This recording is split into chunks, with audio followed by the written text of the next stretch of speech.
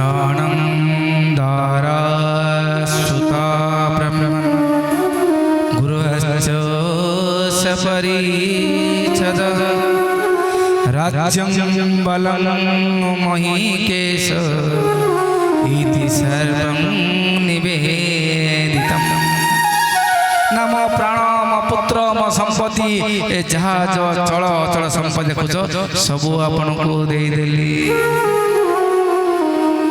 ये होची शिष्यर धर्म गुरु पाखे बिना चिंतार बिना स्वार्थ समर्पण कर दिए।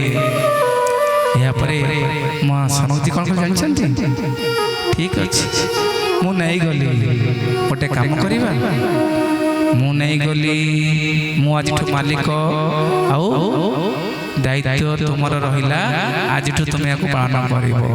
देखु गुरु सीए किछि रखे नहीं सब दे दिए शिष्य को सी परा गुरु शिष्य सीए सब समर्पण कर दिए गुरु पाखे कहले ये संपद मोर आज तुम तार मालिक नुह मैनेजर। आउ जो दिन माँ माने बापा माने मन रखु आपण को आज जहाँ आपण को पाराब्ध बल जो संपद मिली जो खुशी मिली जो धन मिली जो संतान मिली ये आपण को नहीं ये आपण को पाराब्धर